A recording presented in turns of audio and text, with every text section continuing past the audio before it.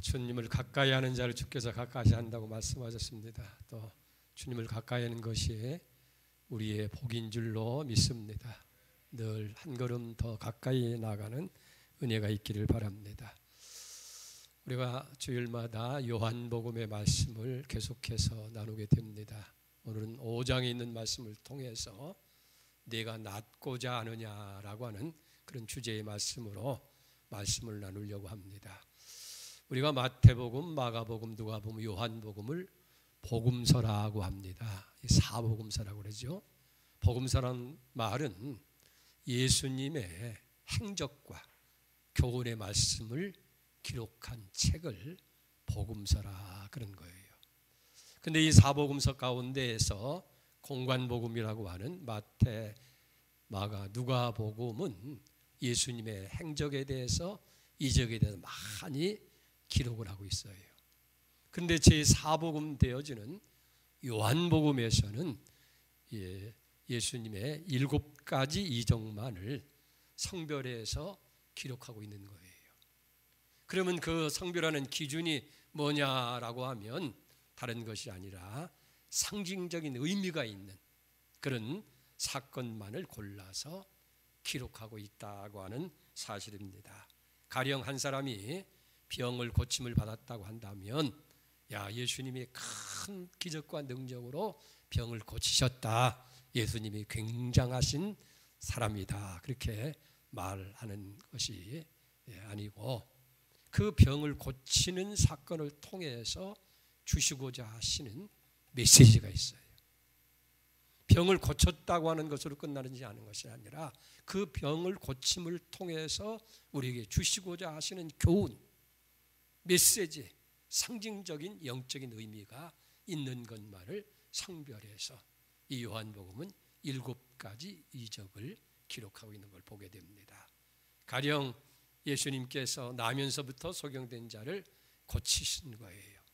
그러면서 예수님은 나는 세상의 빛이다 라고 말씀을 하시고, 또 보리떡, 다섯떡이 물고기 2마리로 5,000명을 먹이고 나셔서 예수님 뭐라 그래요? 나는 생명의 떡이다. 나는 하늘로부터 내려온 생명의 떡이다.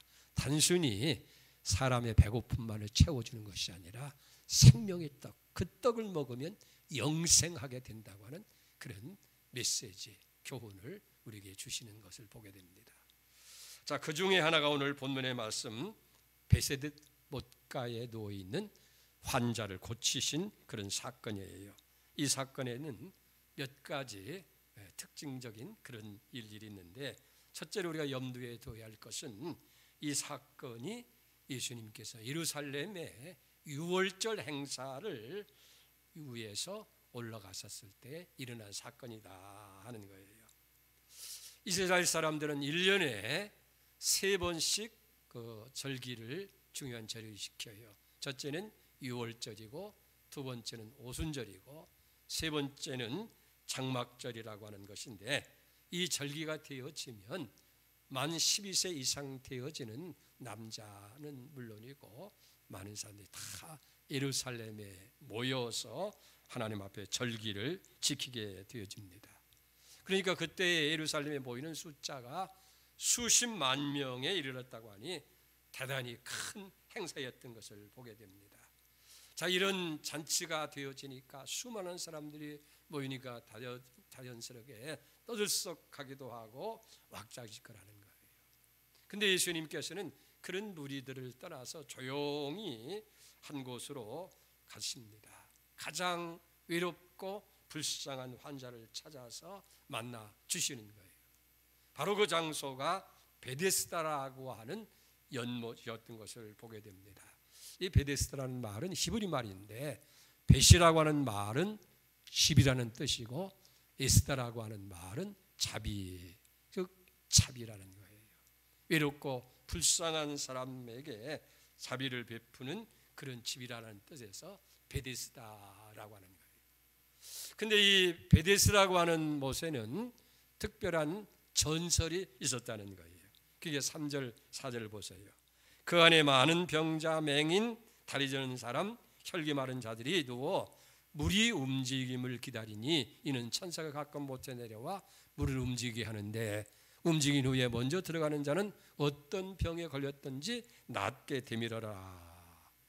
여기 많은 병자가 모였다고 하면서 특별히 가로를 쳤죠.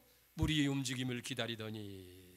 왜 이 가로를 쳤느냐면 이 말씀의 의미를 이해하기 위해서는 삽입해서 설명을 한다는 거예요. 그 삽입된 말의 설명을 통해서 그들이 왜 그 성경의 말씀이 잘 이해가 되도록 그렇게 여기 괄호 안에 삽입해서 이해를 돕게 하는 말이라 하는 거예요. 그러니까 왜 그 베데스다라고 하는 연못가에 많은 병자, 여러 가지 병자의 사람들이 모였느냐고 하면 그 물이 움직일 때에 누구든지 먼저 그 물에 들어가면 병이 낫는다고 하는 그런 전설이 있기 때문에 병을 고치기 위해서 그렇게 모였다 하는 거예요. 그런데 사실은 이 물이 움직인다고 하는 것은 간을 천 온천을 의미해요. 그러니까 지하에 있는 뜨거운 물이 올라오면 울컥하게 되어지고 그 영향에 의해서 미리 빙빙 도는 모습을 보고 하늘에서 천사가 내려와서 거기서 목욕을 한다. 그렇게 생각들한 거예요. 그리고 그 물이 움직일 때에 누구든지 어떤 병을 가졌든지 먼저 들어가는 사람이 고침을 받는다고 하는 그런 전설이 있어서 수많은 병자들이 그 주변에 모여들었다 하는 거예요. 근데 예수님께서는 거기에 수많은 병자들 가운데 특별히 38년 되어졌던 이 오랜 장기 환자를 주님께서 만나주고 계다 하는 거예요. 사실 38년 된 이 환자는 가족까지도 돌보지 않는 외로운 사람입니다. 그리고 연못에 물이 움직일 때마다 그저 마음에 원하는 것뿐이지 막연하게 넣어줄 수가 없기 때문에 누군가를 기다리는 그런 희망을 갖지 못한 형편의 사람이라는 거예요. 우리 속담에 그런 말이 있잖아요. 오랜 병자의 효자가 없다라고 하는 말이 있으면 사실 병이 오래되다 보면 사람들이 처음에는 많은 관심도 갖고 최선을 다하다가도 점점 무관심하게 되어지고 소홀해지기 마련인 거예요.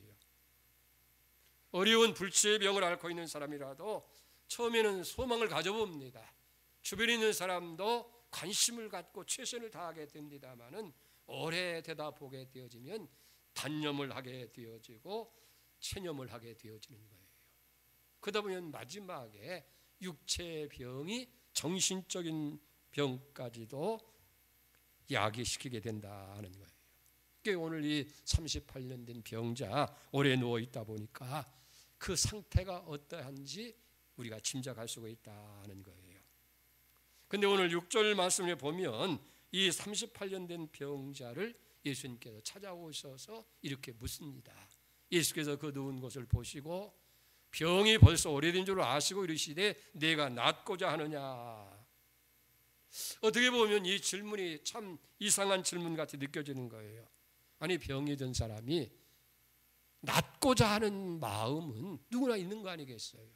특별히 그 베데스다 못가에까지 찾아온 것을 보면 낫고자 하는 마음이 그에게 있는 것 당연한 거예요.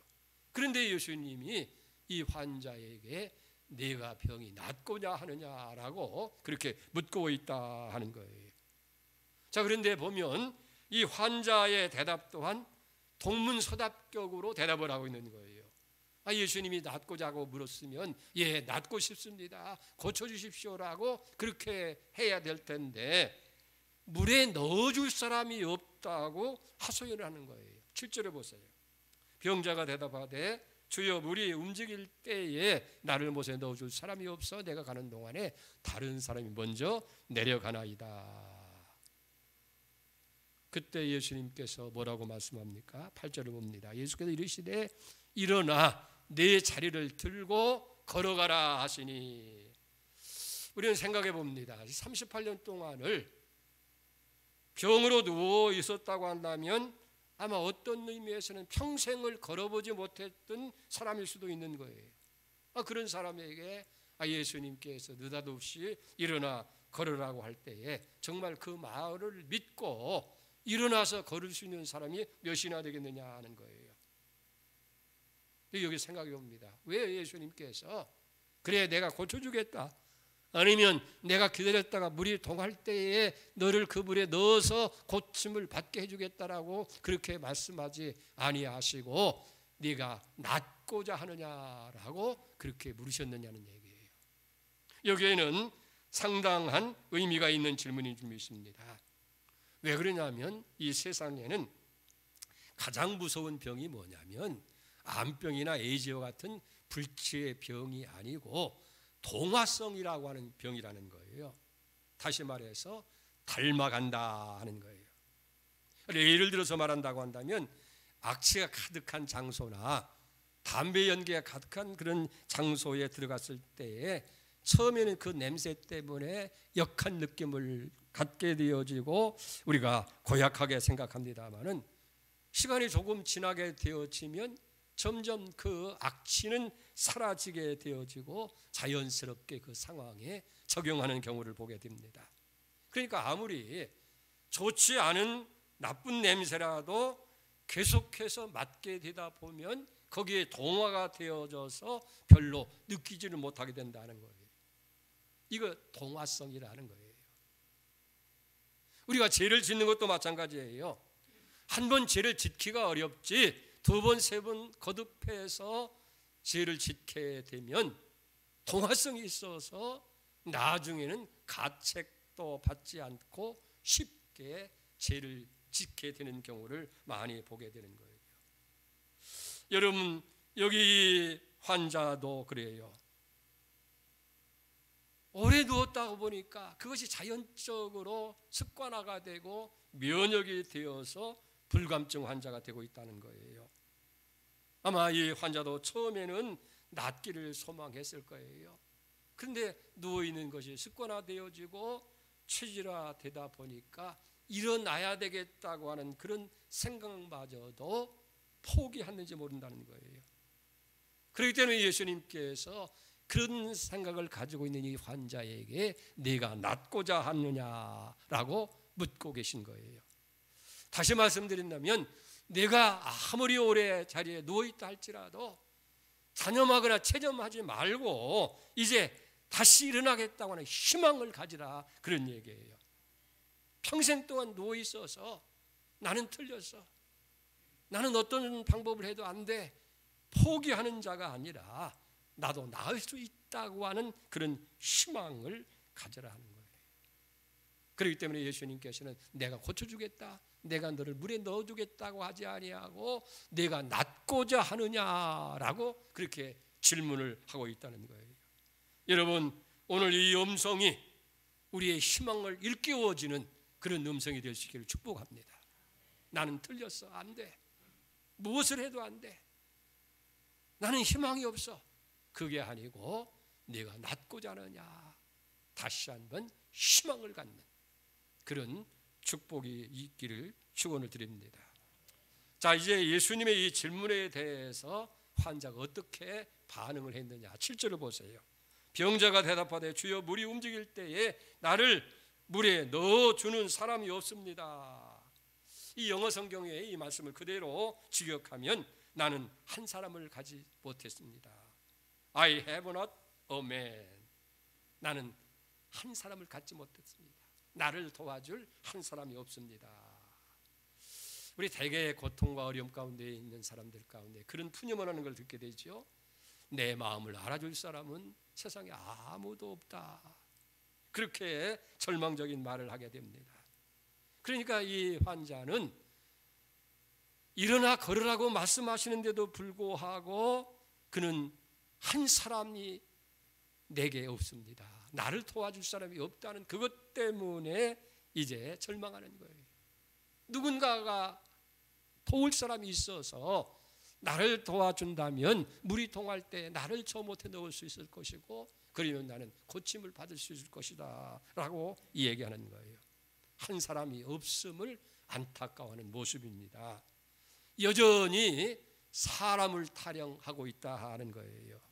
사랑하는 여러분, 오늘 이게 우리의 모습이 아니겠느냐 하는 거예요. 내게도 도와줄 사람이 없어서, 좋은 부모가 없어서, 자녀들이 잘못되어져서, 아니면 누군가 나를 도울 사람이 없어서 사람을 탓하고 환경을 탓하는 모습이 아니냐 하는 거예요. 여러분, 주님의 음성에 귀를 기울일 수 있기를 바랍니다. 그래서 예수님께서 이 사람의 소원을 여기 들어주는 거예요. 8절을 보세요. 예수께서 이르시되 일어나 네 자리를 들고 걸어가라. 어찌 보면 황당하게 그지없는 그런 말씀입니다. 이게 보통 환자예요? 38년을 누워있던 그런 환자예요. 그런 환자에게 일어나라고, 그리고 상을 들고 걸어가라고 얘기했을 때에 이 환자가 어떻게 생각했겠어요? 여보시오, 누구는 일어나고 싶지 않아서 못 일어난 줄 압니까? 그런 말씀하지 말고 그저 물이 움직일 때에 넣어줄 사람이 없어서 내가 이러고 있으니 나를 물에 넣어주시오라고 할 거예요. 생전 처음 보는 사람이 갑자기 나타나서 네가 낫고자 하느냐 그런 생뚱맞은 질문을 하더니 이제는 뭐냐면 넣어줄 사람이 없어서 나는 이렇게 괴로워하고 있습니다. 그랬더니 하는 얘기가 느닷없이 일어나 내 상을 들고 자리를 들고 걸어가라 라고 합니다. 여기에 문제가 있는 거예요. 어떤 문제입니까? 믿음의 문제인 줄 믿습니다. 자, 어떤 문제 믿음인가 살펴봅시다. 첫째는 소망을 가지라는 믿음이에요. 세상의 모든 소망이 다 끊어졌다 할지라도 하나님을 할 수 있다고 하는 그 믿음입니다. 마태복음 19장 26절에 보면 예수께서 이르시되 사람으로는 할 수 없으나 하나님으로는 다 하실 수 있느니라. 아멘. 로마서 4장 19절에 보면 아브라함의 믿음에 대해서 설명을 합니다. 그가 백세나 되어 자기 몸이 죽은 것 같고 사례의 태가 죽은 것 같음을 알고도 믿음이 약하여지지 아니하고 어떻게 했어요? 믿음이 없어 하나님의 약속을 의심치 아니하고 믿음이 견고해져서 하나님께 영광을 돌리게 되었느니라. 백세에 대해서 자식을 알 수 없고 자기도 생산 능력이 상실하고 자기 아내의 태도 죽은 것 같은 그런 모습을 보면서도 믿음이 약해지지 않았다는 거예요. 왜? 하나님께서 아들을 주신다고 하는 약속을 그가 가지고 있기 때문에. 그리고 그 약속 믿고 더 견고해서 하나님께 영광을 돌리는 그런 축복의 역사가 일어난 줄 믿습니다. 소망이 끊어졌지 않더라도 하나님을 하실 수 있다고 하는 믿음을 가지시기를 축복합니다. 두 번째는 사람을 바라보지 말고 하나님만 믿으라 하는 거예요. I have not a man. 내게는 사람이 없습니다. 사람 타령만 하지 말라는 거예요. 여러분, 믿음이라는 게 뭡니까? 믿음은 바라보는 거예요. 예수님 바라보는 거예요. 십자가를 바라보는 거예요. 천국을 바라보는 거예요. 여러분, 그렇기 때문에 히브리서 10장 2절에 보면 믿음의 조여 온전케 하시는 이인 예수를 바라보자. 그는 앞에 있는 기쁨을 위하여 십자가를 참으사 부끄러움을 개의치 아니하시더니 하나님 보좌 우편에 앉아 계십니다. 왜 우리가 실망합니까? 왜 믿음이 약해집니까? 자꾸 사람 바라보는 거예요. 자꾸 환경을 바라보는 거예요. 세상 바라보는 거예요. 물 위에 걸어오시는 예수님의 모습을 보면서 베드로가 만일 주시어든 나로 걷게 하시옵소서. 그래 오라. 예수님 바라보고 나갈 때는 물 위를 걷는 기적의 역사가 일어나잖아요. 그런데 풍랑을 바라보고 물결을 바라보다가 베드로가 물에 빠지는 모습이잖아요. 주여 나를 구해 주십시오. 주님 책망하잖아요. 믿음이 작은 자야 어찌해서 의심하느냐. 여러분, 사람 바라보지 맙시다. 믿음은 바라보는 거예요. 하나님을 바라보십시다. 예수님을 바라봅시다. 성령을 바라봅시다. 하나님의 십자가를 바라보는 역사가 있기를 축원드립니다. 세 번째는 내가 하는 말을 믿으라 하는 거예요. 나사로의 죽은 장사한 지 나흘이나 되어졌던 그 무덤 앞에서 예수님께서 마르다에게 하신 말씀이 있습니다. 요한복음 11장 40절이에요. 예수께서 이르시되 내 말이 네가 믿으면 하나님의 영광을 보리라 하지 않았느냐. 믿으면 영광 본다는 거예요. 내 말을 믿으면 네가 하나님의 영광, 하나님의 기적을 본다. 그렇기 때문에 고린도후서 1장 20절에 보면 하나님의 약속은 얼마든지 그리스도 예수 안에서 예가 되나니 그런즉 그런 말이면 우리가 아멘하여 하나님께 영광을 돌리느니라. 하나님의 약속은 얼마든지 예, 오케이, 예스가 된다는 거예요. 그렇기 때문에 우리가 그 말씀을 아멘 받아들일 때에 하나님의 영광에 참여하게 될 줄 믿습니다. 이제 여기 38된 병자 보세요. 일어나는 그 말씀을 듣고 일어섭니다. 그리고 상을 가지고 가게 되는 거예요. 그의 믿음을 보게 됩니다. 아마 보통 사람 같으면 예수님께 불망을 가지고 나를 불쌍히 여기시거든 다른 말 하지 말고 그저 물이 움직일 때에 내 소원대로 물에 넣어 주십시오라고 그렇게 말했을 거예요. 여러분, 기도의 응답을 어떻게 생각합니까? 내 소원과 내가 드린 기도대로만 응답되어지는 것이 응답입니까? 내가 원하는 대로 이루어지지 않으면 응답이 아니냐는 얘기예요. 나는 갖고 싶은데 주라고 하고 나는 가고 싶은데 가지 말라고 해도 그 말씀을 응답으로 믿고 아멘 순종하는 것이 응답인 줄 믿습니다. 내가 구하는 것과 내가 원하는 방법대로 아니라 할지라도 순종할 때에 그 믿음이 바로 응답을 가져오는 믿음이라 그런 얘기예요. 어떤 사람 보면 나는 평생 예수 믿었어도 한 번도 기도의 응답을 받지 못했다. 얼마나 불쌍한 사람이에요. 내가 원하는 방법대로 이루어지지 않았다고 해서 응답이 안 된 것이 아니라 그 말이에요. 여러분 생각해 보세요.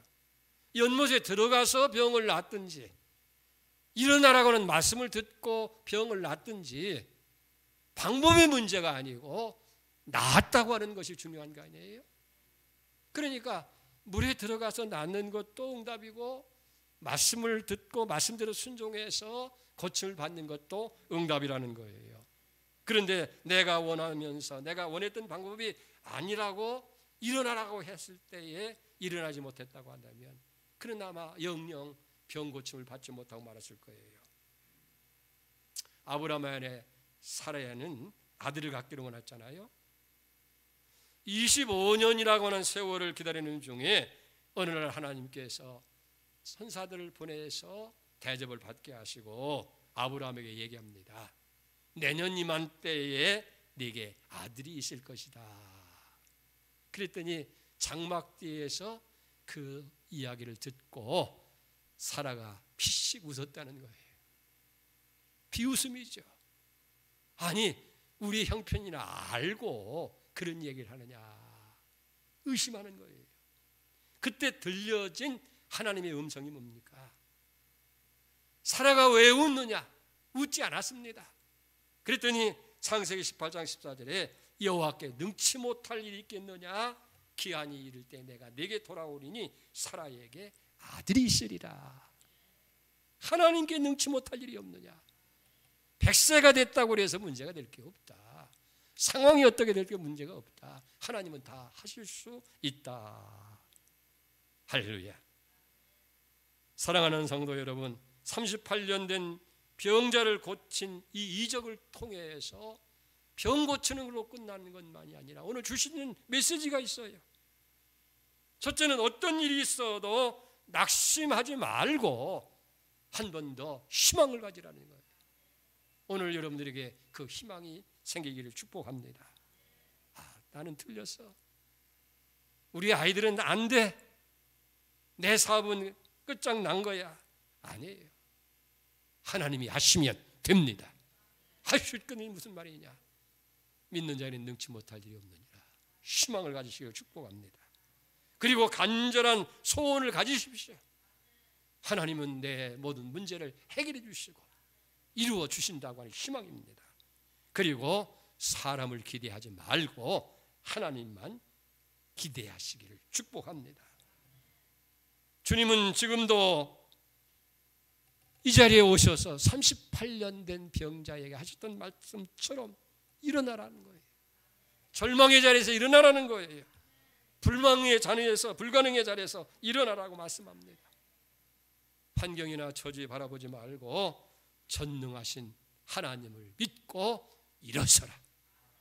오늘 이 축복이 여러분이 있길 주의 이름으로 축원을 드립니다. 하나님 아버지, 38년 된 병자, 세상적으로 볼 때 참으로 비참한 모습이고 많은 사람의 관심도 희망도 다 사라진 단념의 사람입니다. 체념의 사람입니다. 절망의 사람입니다. 주님은 묻습니다. 내가 낫고자 하느냐? 희망을 가지라는 거예요. 오늘 우리에게도 이 음성이 들려지게 하여 주시옵소서. 일어나 내 자리를 들고 걸어가라.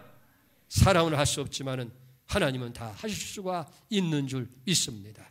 사람이 없어서, 환경이 잘못되어서, 우리의 자원이 부족해서 절망하는 자가 아니라 하나님은 그 모든 걸 초월해서 역사하실 수 있는 하나님을 믿게 하여 주시고, 내 소원대로 이루어지지 않았다고 해서 응답이 없는 것이 아니라 하나님의 방법대로 응답하시는 걸 믿고 오늘 또 일어서는 저희들 되게 해 주시옵소서. 예수님의 이름으로 기도 올리옵나이다. 아멘.